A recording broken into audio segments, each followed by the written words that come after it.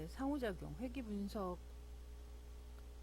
통해서 조절 효과 검증을 하게 되는데, 이 조절 효과는 결국에는 상호작용 항을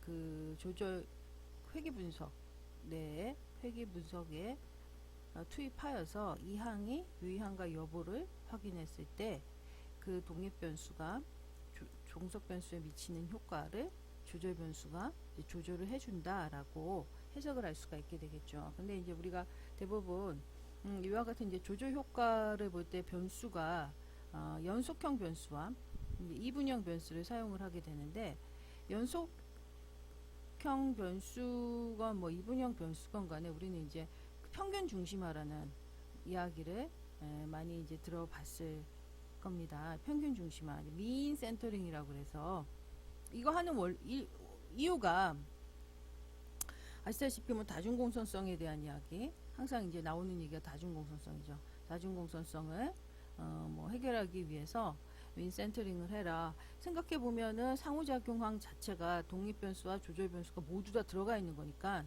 상관성이 높을 수밖에 없겠죠. 그러니까 그거를 해결하는 방법은 각각의 값에서부터 평균을 뺀 값이 그 값을 가지고 분석을 한다면 이제 그게 나올 것이다 라고 이야기를 하고 있는데, 그러면은 민 센터링이 되지 않은 애랑 민 센터링이 된 애랑 결과는 어떠냐? 민 센터링이 된 애랑 되지 않은 애랑 결과는 유의성 여부는 똑같이 나오죠. 유의성은 똑같고 상호작용이 있다 없다라는 건 똑같지만은 달라지는 게 뭐냐면 그래프의 모양이 약간씩 달라질 수가 있어요. 왜냐하면 이 그래프는 그 비표준화 계수를 가지고 그림을 그리게 되기 때문에, 그 다음에 여기 이 그래프를 그릴 때 필요한 게 비표준화 계수, 그 다음에 독립변수의 그 최대값과 최소값 뭐 이런 것들이 필요하기 때문에 민 센터링 된 것과 되지 않은 것에서는 좀 차이가 있겠죠. 뭐 그래서 한번 이렇게 살펴볼 때 지금 얘는 독립변수와 조절변수를 중심화시키지 않은 경우, 평균 중심화가 없을 때 공선성 통계량을 확인을 해보면 이게죠. 1.748은 뭐 그나마 나은데 이 나머지 애들 두 개가 뭐 10이 넘죠. 우리가 이제 VIF 값을 대부분 기준을 10으로 보고 있고 10에 근접할수록 해서 조금 상관성이 높다 그러면 5점 몇, 뭐 6점 몇 이렇게 나오는 경우가 있고, 거의 상관성이 없다 그러면 1에서 2 수준에서 끝나는데, 얘는 지금 뭐 12, 14니까 그냥 그 변수가 그 변수다라고 볼 수가 있겠죠.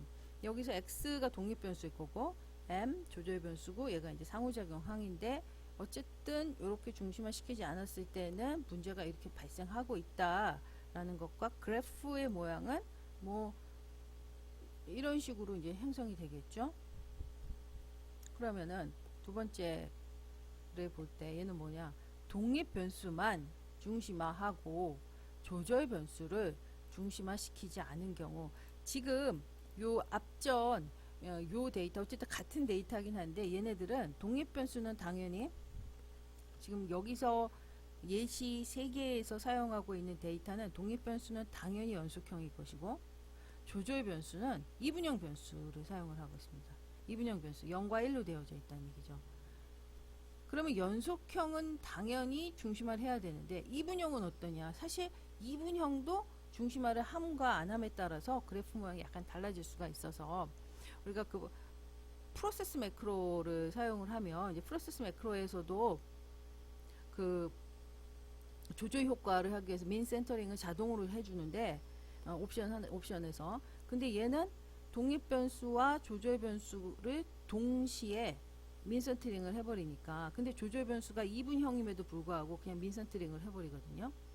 그랬을 때 그래프 모양이 약간 달라질 수가 있기는 해요. 그런다고 해서 뭐 이 결과에 있어서는 별 차이는 없는데, 어쨌든 여기서 지금 사용하고 있는 데이터는 조절 변수가 0과 1로 되어져 있고, 그리고 걔를 보시다시피 그 독립 변수만 중심화하고 우리가 일반적으로 그렇게 하죠. 독립변수 0일로 돼 있는 애는 그냥 내비두고 독립변수만 중심화했을 때의 결과 뭐 평이하죠. VIF도 뭐 안정적으로 나왔고 그 다음에 요의 수준이나 t 값이나 베타 값을 확인을 해보면 사실 요 값들을 확인을 해보면은 이 앞전 데이터하고 차이가 아마 없을 거예요. 앞전에 민센터링 안 한 애나 한 애나 보시면은 차이가 베타 값이나 t 값에 있어서는 사실 t 값에 있어서는 유의 수준이나 t 값에 있어서는 거의 차이가 없어요. 근데 보시면 어디서 차이가 나냐면 베타 값에서 차이가 나죠. 베타 값에 지금 원래 민센터링 하지 않은 애 베타 값은 이렇게 나오죠. 지금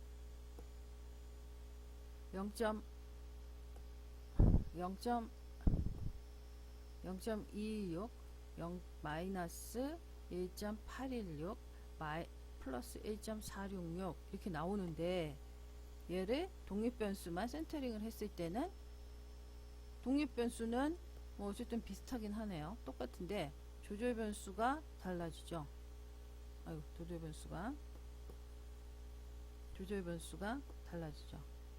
그 다음에 상호작용항도 달라지고 베타값이 달라진다는 얘기는 당연히 앞에 있는 비표준화 계수인 얘네들도 달라지게 되겠죠. 얘네들이 뭐 달라지게 되면 보시면은 그래프의 모양이 약간씩 달라진다는 거를 느끼실 수가 있으십니다. 뭐 그래서 평균 중심화 안 했을 때는 이렇게 되고 그 다음에 독립변수만 중심화 했을 때는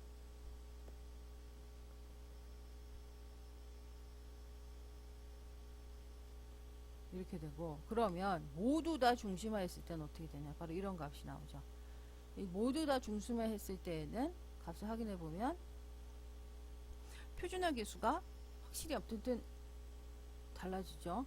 독립변수도 달라지고 얘는 지금 이제 얘랑 똑같아졌는데 원래 아무것도 중심하지 않은 애 비하면은 이제 완전히 달라지게 되고 유의 수준은 아마 똑같을 조금 달라지는데 여기서 이제 똑같은 애는 바로 상호작용항의 t 값과 아마 유의 수준이 될 거예요. 상호작용항의 t 값과 유의 수준은 t 값은 1.1949 0.043인데 얘가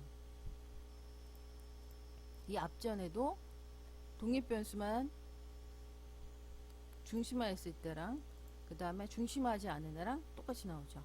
상호작용 항에 대해서는 다 동일한 값들이 나오지만 그 나머지에 대해서는 좀 많이 다른 값들이 산출이 되면서 그래프 모양도 앞전 그래프 모양과 사실 비교해 보면은 얘가 확실히 훨씬 더 기울기가 더 높아졌죠. 얘에 비하면 얘네 앞전 그래프에 비하면 얘가 훨씬 더 기울기가 조금 더 높아졌다. 뭐 약간씩의 그런 차이가 있다는 것과 그래서 우리가 이제 그 프로세스를 사용을 하게 되면 일단 독립변수와 조절변수가 모두 다 민센터링 된다는 거. 조절변수가 이분형임에도 불구하고 민센터링 된 값으로 이렇게 산출이 되고 거기에 근거해서 그래프를 그릴 수가 있다라는 그 점을 알고 그 점을 이제 알아야 분석이 이해가 쉽게 되실 겁니다.